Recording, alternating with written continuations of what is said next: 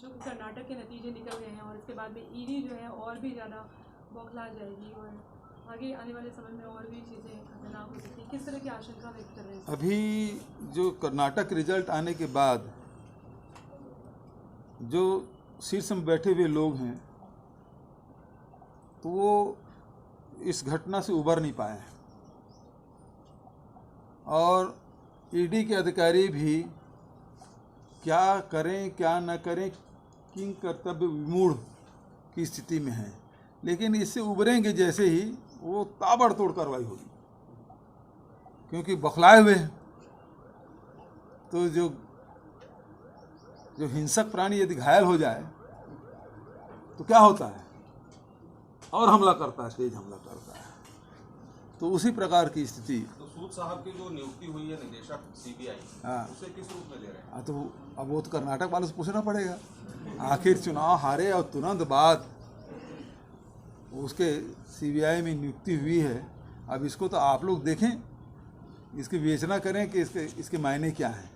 Sir, जो कर्नाटक में 5 वो आंकड़े कम ज़्यादा हो सकते हैं भाई। पार्टी के जब वो हमारी चुनाव अभियान समिति के बनेगी और घोषणा पत्र समिति बनेगी, पीसी की कमेटी बनेगी और उसके बाद हमारे प्रभारी हैं, अध्यक्ष हैं, सब लोग मिल के तय करेंगे कि हम लोग कितने गारंटी हम लोग दें। हिमाचल में हमने दिया था 10 गारंटी, यहाँ 5 गारंटी दी हैं और यहाँ छत्तीसगढ़ में भी हम लोगों ने इसकी शुरुआत की थी। चाहे वो ऋण माफ़ी की बात हो, 25 रुपये क्विंटल की बात हो, 35 किलो चावल, बिजली बिल आधा, ये सब वादे हमने किए थे, उसको हम लोग लगातार पूरा कर रहे हैं। बेरोजगारी भत्ता भी हम लोगों ने शुरुआत कर दी है।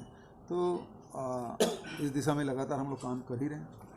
3/4 बहुमत का जो आपने बात कही थी उसे पाया भी है। जी, चुनाव नजदीक है, गर्मी का समय भी है। बतौर मुख्यमंत्री जी, जो सीटें आपकी हैं जी, वो बरकरार रहेंगी या बढ़ेंगी? देखो, जहाँ तक कि मेरी बात है तो जो 68 सीट जीते और बाद में 3 और जीते, तो कुल मिला के हमारी विधानसभा में उपस्थिति 71 की हो गई। मैं तो चाहता हूँ बरकरार रहे, लेकिन जैसे मैं अभी भेंट मुलाकात कार्यक्रम में जाता हूँ तो जो नौजवान हैं वो नारा लगाते हैं अब की बार 75 पार। तो जनता के जनादेश है, उसको स्वीकार करना ही होगा। तो आज किसान है, मजदूर है, नौजवान हैं, महिलाएं हैं, वो सब लोग कांग्रेस की सरकार फिर से बनाना चाहते हैं। और देखिए आंकड़ा कहाँ तक पहुँचता है। सर, ये जांजगीर चांपा जिले में जहरीली शराब पीने से 3 जांजगीर जिले में जांजगीर चांपा जिले में 3 लोगों की मौत है, आशंका ऐसे जताई जा रही है। सेना का भी एक जवान है जांजगीर है कि नवागढ़? नवागढ़ आप जांजगीर। अब इसकी जांच करनी होगी और जो भी दोषी होगा उसके खिलाफ सख्त कार्रवाई होगी। होने पर करेगी। क्या मानते हैं आप, योजनाओं का क्रियान्वयन या जो योजनाएं मोदी सरकार के द्वारा बनाई गई वो वाकई में चरितार्थ हुई? देखिए, मोदी जी की जो उपलब्धि है वो क्या है? नोटबंदी। 9 साल बीत रहा है, लेकिन आज तक केंद्र सरकार ने ये नहीं बताया कि कितना कालाधन देश का जमा हुआ, आरबीआई में कितने नोट जमा हुए, ये भी आज तक के उन्होंने जारी नहीं किया। नंबर 2, लॉकडाउन से देश को भारी नुकसान हुआ, कितने लोग जान से हाथ धोना पड़ा, कितने लोगों को रोजगार छीनी गई, इसके कोई आंकड़े उन्होंने जारी नहीं किया। शौचालय बनाए लेकिन वो भी अपूर्ण है, कितने लोग उसका उपयोग कर रहे हैं इसकी भी जानकारी नहीं है। उज्ज्वला योजना उन्होंने शुरू की तो 400 रुपया रसोई गैस की कीमत थी, आज बढ़ के 1200 रुपया हो गया। कोई भराने को तैयार नहीं, महंगाई से हाहाकार। जिसमें हाथ डाले वो नुकसान हुआ। किसानों के आय दुगुनी करने की बात कही थी, किसान आत्महत्या करने के लिए मजबूर हैं। दिल्ली में कितने लोग आंदोलन करते करते लोगों की जान चली गई। कमेटी बनाए, कमेटी का कोई अता पता नहीं है। 6000 रुपया किसान सम्मान निधि देने की बात कही, वो पहले मिला, उसके बाद जो नाम करते गए तो अब तो वो आंकड़े ही घट गए। अभी मनरेगा में जो जिसको वो कहते थे ये कांग्रेस के असफलताओं का स्मारक है, और वही मनरेगा है वो लॉकडाउन के समय कोरोना काल में लोगों का अर्थव्यवस्था सुधारने में मददगार हुई। और आज स्थिति ये है कि आप उसके बजट को 1/3 कर दिए। आज बजट कहीं अता पता नहीं है। छत्तीसगढ़ में भी हर साल 2,500-3 हज़ार करोड़ रुपए मिलता था, और उसको घटा के 1,000 करोड़ कर दिया है। तो आप गरीब के खिलाफ हैं, आप किसान के खिलाफ हैं, आप घरेलू जो महिलाएं हैं उसके खिलाफ हैं। डीजल, पेट्रोल, रसोई गैस, केरोसिन सबके आपने बढ़ा दिए, खाद के भाव बढ़ा दिए, और लघु उपज की कोई खरीदी की व्यवस्था नहीं है। तो और रोज़गार देने की बात कहे थे आप, 2 करोड़ लोगों को रोज़गार मिला नहीं। जो रोज़गार थे वो बेरोज़गार हो गए। ये उनकी उपलब्धि है। उन्होंने लेटर भी लिखा स्मृति ईरानी जी को। जी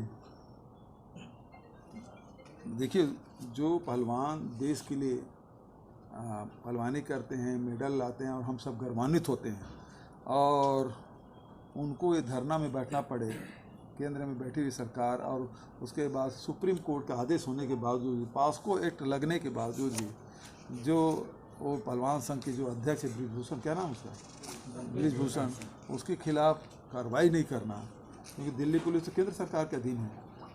तो ये तो उचित नहीं है। गैरों पे करम, अपनों पे सितम। ठीक है।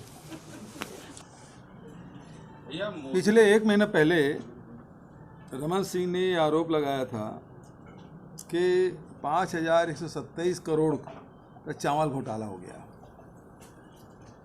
अब रमन सिंह के पास षड्यंत्र करने या भारतीय जनता पार्टी के पास षड्यंत्र करने के अलावा और कोई काम बचा नहीं है। इन्होंने आरोप लगाया कि सन 2020-22 के बीच प्रधानमंत्री गरीब अन्न कल्याण योजना, जिसमें 38 लाख टन चावल प्राप्त हुआ, 15 लाख टन वितरित न करने का आरोप भी लगाया। 38 लाख प्राप्त हुआ, उसमें 15 लाख टन वितरित करना नहीं बताया गया। हकीकत क्या है? हकीकत ये है कि केंद्र सरकार से 28,10,000 मीट्रिक टन चावल प्राप्त हुआ, 28.10 लाख। उसमें से उठा हुआ 27.61 लाख, 27,61,000 टन हम लोगों ने उठाया। 50,000 टन बचे, उसको हम लोगों ने क्लेम नहीं किया। तो ये कहाँ बताए 35 लाख, और उसमें 15 लाख वितरित नहीं करना, 38 लाख बताया ना, 38 लाख के बताए, जबकि हकीकत क्या है 28 लाख। उसमें उठाव हम लोग किए 27,61,000, 50,000 का हमने क्लेम किया नहीं, और आरोप क्या लगा 15 लाख टन वितरित किए ही नहीं। मतलब एक तो जो मिलना है उसको अधिक बता दिए, उसमें 10 लाख जोड़ दिया अपने तरफ से, और जब हमने क्लेम नहीं किया 50,000 टन का, तो फिर 15 लाख वितरित नहीं करने की भी आरोप लगा दिया।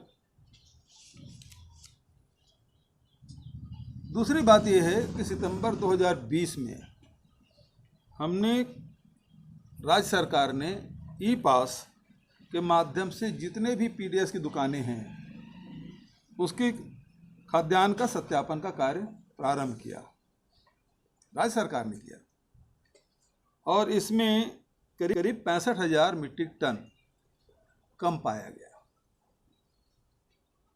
और जिसके शासन ने तत्काल वसूली करने का आदेश दिया। इसमें से 15,000 टन चावल की वसूली की जा चुकी है। 208 दुकान है उसको निरस्त भी कर दिया, और इसमें जो शेष बचे जो चावल है 50,000 टन जिसके बारे में बात हो रही है, उसमें से 21,000 टन का आरआरसी तहसीलदार के द्वारा जारी भी कर दिया गया। 29,000 टन का अभी वो कार्रवाई जारी है। ये वस्तुस्थिति है कि हमने खुद ही इसको संज्ञान में लिया, कार्रवाई की।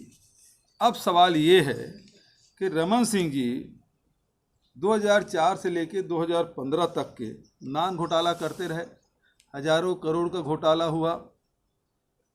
रमन सिंह के सरकार में आप सब जानते हैं, चुनाव संपन्न होने के बाद वो राशन कार्ड लाखों की तादाद में काटते रहे।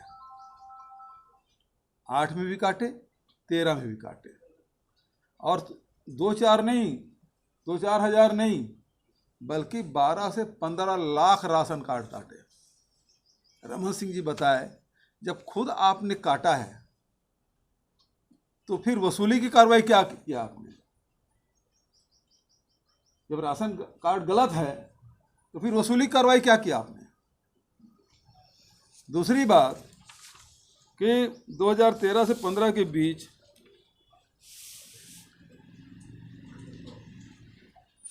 इस दौरान बलौदा बाजार में 1,000 करोड़ का धान घोटाला हुआ। रमन सिंह के गृह जिले कवर्धा में 2,000 टन धान चोरी हो गया।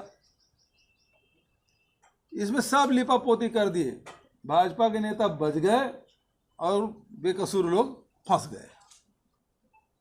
ये उनकी स्थिति है।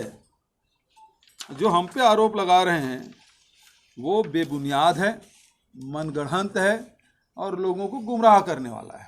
मन से उजाला कर चले, मन से उजाला कर चले, एक अमर उजाला